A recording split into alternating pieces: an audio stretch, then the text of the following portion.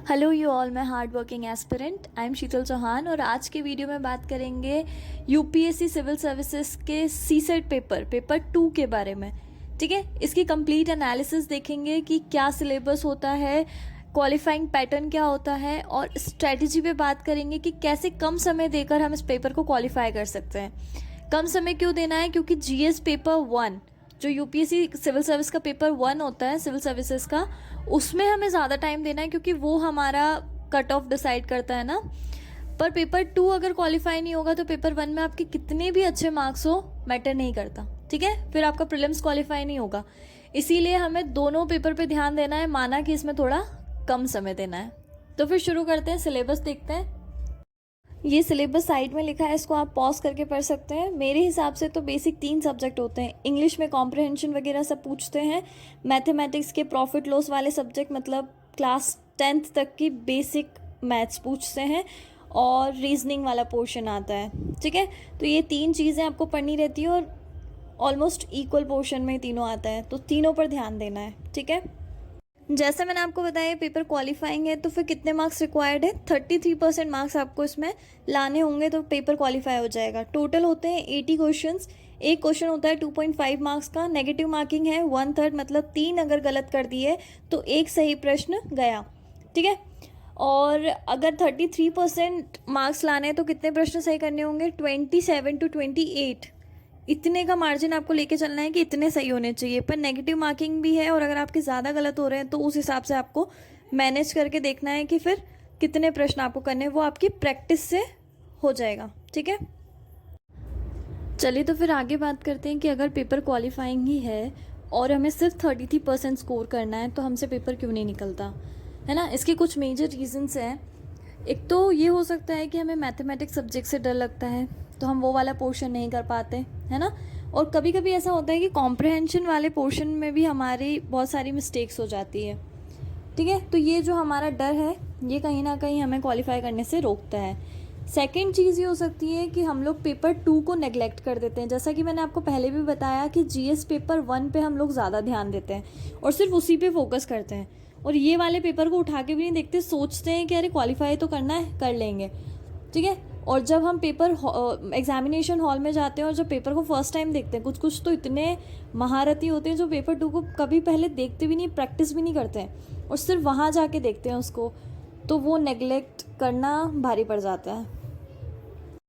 Fourth point ये हो सकता है कि हम लोग एग्जामिनेशन हॉल में जब सेकंड पेपर देते हैं तब पैनिक करते हैं बहुत, है ना। कभी कभी ऐसा हो जाता है कुछ कुछ लोगों के साथ कि पेपर फर्स्ट अगर बिगड़ जाता है तो उस टेंशन के चक्कर में उसके बारे में सोच सोच के हम अपना सेकंड पेपर भी बिगाड़ लेते हैं। तो ऐसा नहीं करना है, एग्जामिनेशन हॉल में काम रहना है बिल्कुल और अपने पेपर पे ध्यान देना है। अब जो पेपर 1 हो गया है उसके बारे में सोचना नहीं है, पेपर 2 पे ध्यान देना है।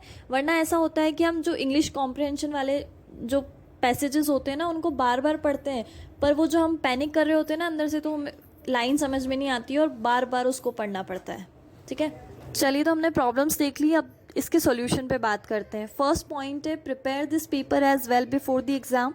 सिर्फ जीएस पेपर 1 पे ध्यान नहीं देना है, इसको भी हमें समय देना है। तो आप संडे टू संडे निकाल लीजिए इसके लिए, या तो संडे टू संडे सीसेट पढ़िए या फिर डेली आप 1 घंटा जब भी आपको नींद आती है, जैसे दोपहर के टाइम में हमें थोड़ा सा स्लीपी सा फील होता है तब आप सीसेट लगा सकते हैं, या फिर मॉर्निंग में जब आप उठते हैं तो नींद को भगाने के लिए भी आप सीसेट लगा सकते हैं, क्योंकि सीसेट वाले पेपर में हमें दिमाग चलाना होता है, तो तब आपको सीसेट पेपर लगाना चाहिए।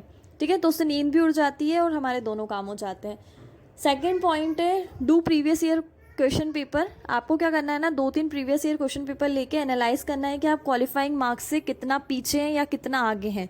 अगर आगे हैं तो वेल एंड गुड है, फिर तो कोई दिक्कत ही नहीं है, पर अगर पीछे हैं तो फिर प्रॉपर बुक्स लेकर आपको तैयारी भी करनी है और प्रैक्टिस भी करनी है।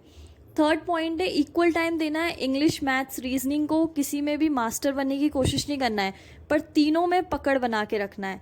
ठीक है, तीनों को टाइम दे के तीनों चीज़ें पढ़नी है, किसी भी चीज़ को छोड़ के मत जाना। रीजनिंग कभी कभी इजी आ जाती है तो कभी कभी कॉम्प्रहेंशन इतना टफ आ जाता है कि हमें समझ नहीं आता कि क्या करें। ठीक है, और कॉम्प्रहेंशन वाले क्वेश्चंस ज़्यादा गलत होने के चांसेस होते हैं। मैथ्स में ना एक सटीक आंसर मिल जाता है हमको। फोर्थ पॉइंट है, प्रैक्टिस करनी है। प्रैक्टिस ज़्यादा से ज़्यादा करनी है। मेरे हिसाब से मैं आपको 1-2 बुक सजेस्ट कर रही हूँ।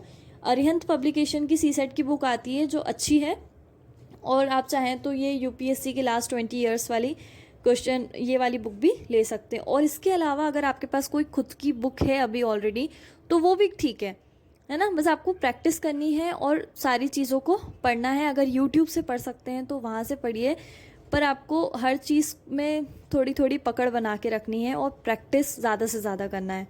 ठीक है, तो वीडियो एंड करते हैं। अगर वीडियो बेनिफिशियल लगा तो लाइक करना मत भूलना, और किसी भी फ्रेंड को ज़रूरत है सीसेट में प्रॉब्लम आ रही है उनको, तो उनके साथ शेयर कर देना। और चैनल सब्सक्राइब करना तो बिल्कुल नहीं भूलना है, और अगर सब्सक्राइबर हो तो वेल एंड गुड, कमेंट करके बता देना नेक्स्ट वीडियो कौन से टॉपिक पे चाहिए। किसी में भी दिक्कत आ रही हो तो आप मुझे बता सकते हैं। और इस वीडियो से आई होप बसंत मैं आपकी प्रॉब्लम सॉल्व कर पाई हूँ। ठीक है, थैंक यू सो मच।